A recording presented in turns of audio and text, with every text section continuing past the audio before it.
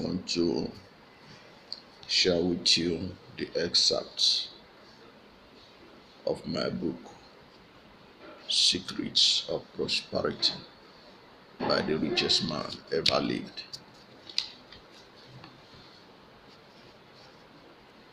This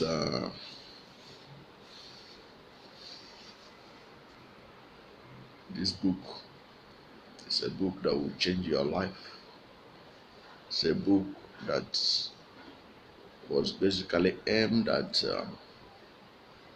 studying the secret for the success, for the wealth and wisdom that characterized King Solomon in the Bible, because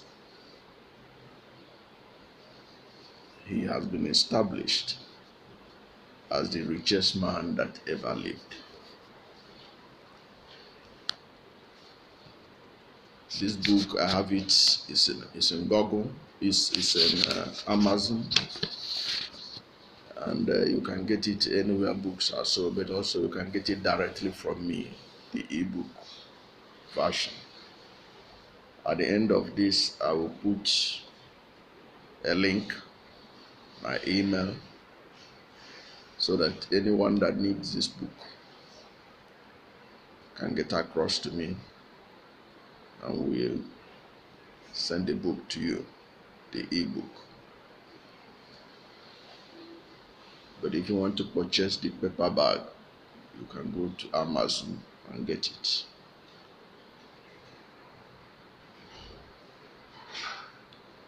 The Bible and history recognize him as the wisest man that ever lived. He was also the richest man that ever lived. Under his leadership, Israel prospered, and with his prosperity came unprecedented peace. King Solomon's attributes of wisdom and wealth are well documented in the Bible. Some of his words of wisdom on life and wealth have been documented in the books of Proverbs and Ecclesiastes. In this book, we show how these words of wisdom of Solomon, which he obviously applied to his own life, is still relevant today. And those who apply it in their lives will also experience wealth and riches. Although it may not necessarily be in the scale that Solomon did, since he was the king of a kingdom, but the lessons he taught, if diligently applied, will put you in the path of wealth and riches. This book has many examples of those who have applied what Solomon recommended as the path to wealth and riches in this modern era, and have also prospered. Some of the well-known personalities have been mentioned here as examples of men of wealth today who have applied Solomon's principles in their lives and businesses. Many of them have never given Solomon credit for their successes. Perhaps they are not even aware that these principles they profess that they use in creating their wealth and building multi-billion-dollar companies were first espoused by King Solomon in the Bible. In this book, one could see how Bill Gates, Warren Buffett, Michael Jackson, and others adopted the Solomon principle on wealth creation and made billions of dollars, whether they know it or not. Anyone who applies the same principle is also going to get similar results in any area they want improvement in their lives or in their finances. The Bible states that King Solomon held a fortune that dwarfed any and every person who lived before him. This made him the richest person ever lived in the world. King Solomon reigned for 40 years. Each year he was reported to receive 25 tons of gold. Every year King Solomon received over 25 tons. Other translations say 666 talents of gold, in addition to the taxes paid by merchants. You can verify this from 1 Kings chapter 10, verse 14 to 15. In his 40 years on the throne, it was estimated that he had gold that amount to $64 trillion. This did not include income derived from business, trade, nor the annual tribute paid to him by all of the kings and governors of Arabia. King Solomon's throne was coated in pure gold and inlaid with ivory. It had 6 stays, 12 lion statues, one on each side of each step, and a solid gold footstool. 2 larger lion statues stood on either side of the throne. All of the goblets and household articles in the Solomon's palace were pure gold. He was reportedly so rich that during the years of his reign over Jerusalem, the immense wealth caused silver to be considered of little value and as common as rock. As such, nothing in Solomon's palace was made of silver.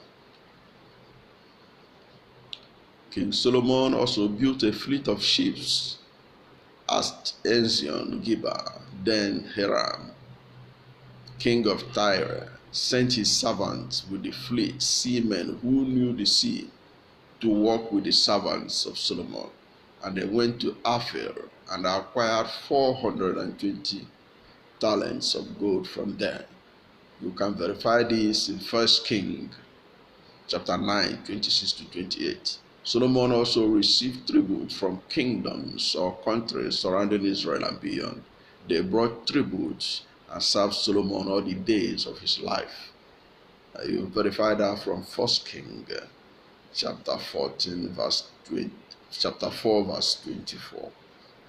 Rehoboam, after he assumed the throne of his father, traveled to the city of Shechem, where many of the northern tribes of Israel gathered to make him king. The people told the king in no uncertain terms what his father required of them. Their response makes it clear that Rehoboam's father was rich, in part of the back of the people he ruled. Your father Solomon treated us harshly and placed heavy burden on us. 1 Kings 12, chapter 12, verse 4. While the Bible does not give us a value or weight of all the silver, bronze, precious gems, garments, spices that came to Solomon, it does give us a rough idea how much gold he brought in and how rich he was. What was exactly Solomon's net worth? Exactly how rich was he? There has never been a human in history who had so much gold and silver at his fingertips, such that it was as common as pebbles. Since we know he ruled Israel for 40 years and that he brought in roughly $1.1 billion of gold each year, we can safely assume his assets were in the multiple billions of dollars. It is safe to say that the king was not only rich, he was still the wealthiest human ever to walk the face of the earth. God made Solomon the wisest human who would ever live. With such a gift, the king felt it was necessary to write down what he understood and pass it on to others for their benefit. The result of his efforts was the book of Proverbs, where he wrote concerning being rich and its true place in life. Happy is the man who finds wisdom, for her proceeds are better than the profits of silver, and her gain than fine gold. Proverbs 3, chapter 13 to Proverbs chapter 3, 13 to 14 verse. The Bible said that Israel grew prosperous under Solomon, and indeed there is evidence that the Levant was experiencing strong economic growth as regional trade increased in the region. Wealth poured into his treasury, allowing Solomon to fulfill God's promise to David to build a temple to house the Ark of the Covenant. To do this, he launched a donation drive that netted 5,000 gold and 10,000 silver talents, roughly over $200 million in today's currency. When the project was finished, a citadel of white and gold had risen over Jerusalem.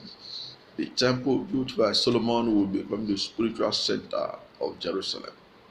At the center, the king built a ring of strongholds to protect his kingdom, with fortresses in Megiddo, Hazor, and Giza.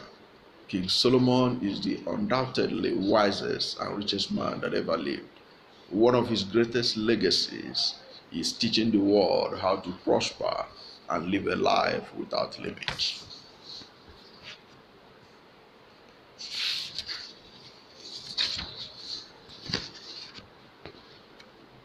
Now let us look at some of the principles that he espoused. One, anybody that wants to succeed must pay attention to service. Your attention should not be basically first on the money. It's about service. What service are you going to provide? Are you more committed to service or to money? Solomon is saying, pay more attention to service. Put your attention on service. And he has his lifestyle to also prove it. God appeared to Solomon and said to him, ask for whatever you want me to give you. Solomon answered God, you have shown great kindness to David, my father, and have made me king in his place. Now, Lord God, let your promise to my father David be confirmed, for you have made the king over a people who are as numerous as the dust of the earth. Give me wisdom and knowledge, that I may lead these people, for who is able to govern this great people of yours? It could be seen that Solomon had an opportunity to ask for anything in the world, and instead of asking for wealth and riches or for the life of his enemies, he chose service. He demanded for the ability to serve the people.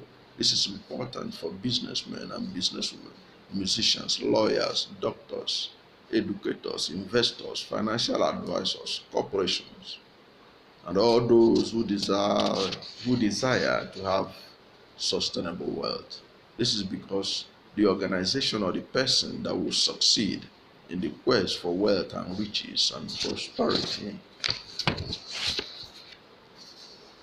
of unprecedented proportion must prioritize service to the people over anything else. Individuals and organizations should ensure that whatever product or services they sell to the public must provide the service that they crave for and paid for. They must endeavor to provide the best service that they can and improve on their service in line with or even beyond the expectations of the people demanding their service. As the people's expectations are met and the individuals or organizations have satisfied customers and clients, their competitors will be wondering how they did it. The employees in an organization that practice to focus on service above their salary will be the delight of their employers. The habit of excellence that the employees bring to their services to the company will eventually be of benefit to them when they decide to set up their own companies.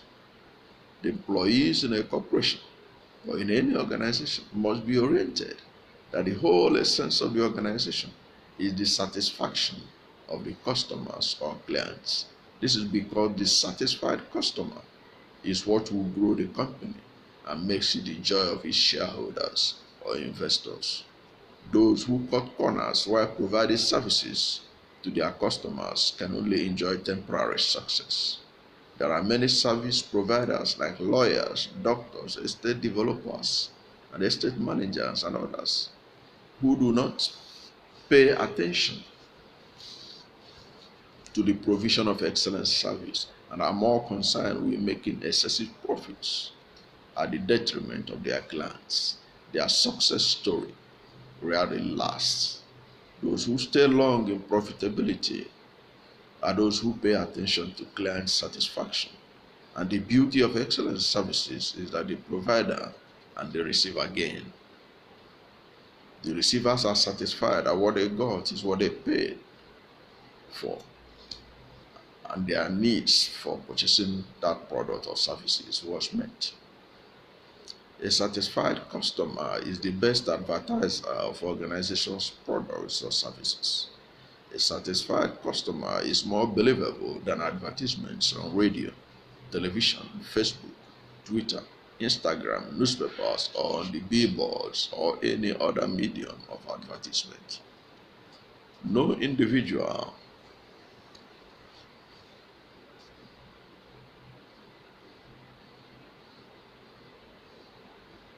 can ever be rich or become successful company or organization if that individual or organization could not attract, retain, and grow customer base through the provision of excellent services.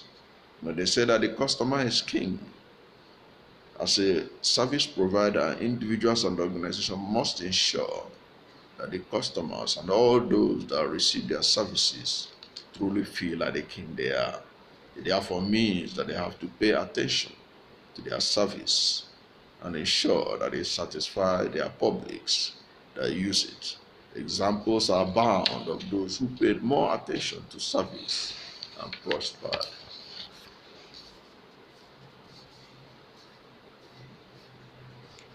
Quality customer service is a vital ingredient in an individual or company's ability to maintain profitability and continued success in business.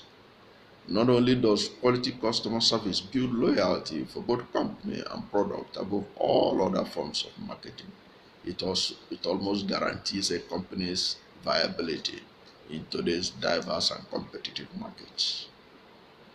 Good customer service, above all else, is the primary factor in an organization's ability to sustain growth and increase profitability over the long term. Effective customer service policies focus on providing the customer with customer service that is always consistent and focuses on the customer. When an organization creates a customer-centric and high-quality customer service policy, the organization will continue to create lasting value for the customer. The key to providing good quality customer service and retaining a customer for the long term is providing the customer with lasting value. A company should promote lasting value in the product it provides and in the quality of service provided to the customer by the organization's employee. Companies that continually focus on the best ways to provide customer with lasting value and quality customer service compared to the services that the customer could expect to receive from a competitor are assured of the potential to create loyal repeat customers out of each customer that the organization assists. Providing customer service is crucial to retaining customers against a competitor who sells the same or similar product. When two competitors offer the same product at similar prices, the customer will consistently return to the location where they receive the best service. In providing the best service available, an organization creates lasting value for the customer, and any organization that focuses on providing lasting value and unsurpassed customer service will continually ensure that the customers the organization assists become customers for life. Adopting policies that focus on creating lasting value for the customer and provides him with unsurpassed customer service inherently gain long-term loyalty from that customer. Creating value for the customer through quality customer service is only one aspect of quality customer service within an organization. When an organization implements value and loyal practice through its customer service policies, it gains a degree of loyalty from the customer, from the consumer that drives in increasing ability to maximize revenue. A customer that has become dedicated to an organization because of the high degree of customer service he receives becomes a vital marketing tool for the merchants. Maintaining consumers over the long term creates a continual accessible source of revenue, and any organization hoping to expand and increase profitability will realize that the potential gains to the organization from providing lasting value and creating customer loyalty depends on the ability of the organization to provide customer service that surpasses the services customers could expect to receive from other competitors in the industry. Quality customer service experiences are the driving force behind customer retention and customer satisfaction.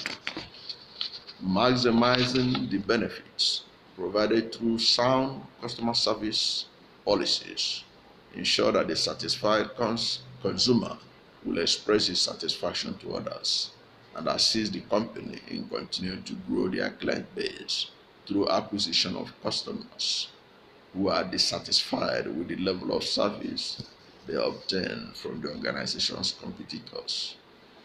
Tapping into the ability of customer service to maximize this continuous opportunity for revenue is the single most important objective for any company looking to gain a competitive advantage in the highly diverse business environment of today. Companies and entrepreneurs should focus on quality above everything. Like Steve Jobs said, quality is more important than quantity. Entrepreneurs who rushed out sloppily put together products and services are eventually replaced by more disciplined competitors. Steve Jobs is known for obsessive perfectionism. That is why he became a billionaire. His obsessive perfectionism made Apple what it is. The lesson is that delivering your best and final work might take longer, but it can continually take you to billionaire status. Think about sustainability. Billionaires are always thinking one step ahead of everyone else. The CEO of Amazon always thinks 10 years ahead. He thinks things he knew will be true in 10 years. Jeff Bezos, who is worth over $70 billion, said that the competitive set will change. The technologies available will change, but the customer needs will tend to be stable in time, and the organization can build strategies around them. Whether it is through investing like Warren Buffett or building the next Amazon, billionaires don't seek get rich quick schemes. They know the value of a long-term plan, and they patiently focus on results that will sustain them for decades. For you to be effective in service provision and delivery, you must be master of timing. Time management is the process of planning and controlling how much time to spend on specific activities. Good time management enables an individual to complete more in a shorter period of time, lower stress, and leads to career success. I'm going to stop here today. Today we have looked at what Solomon prioritized, which is service. When God spoke to him, asked him, said, "What do you want? What do you want me to do for you?" It was an open check. Solomon did not ask for the riches of the world. He didn't ask for the head of his enemies. What he asked for was that God give him the ability to govern Israel very well, because he was made king. So service was important to him. How do I service the people of Israel and make them happy and fulfill the will of God in their lives? And that is a lesson for any business developer, business operator, anybody who wants to succeed. First of all, pay attention to service. Be more committed to the service. Be the best you could be in service provision. Till next time when I come your way. Thank you.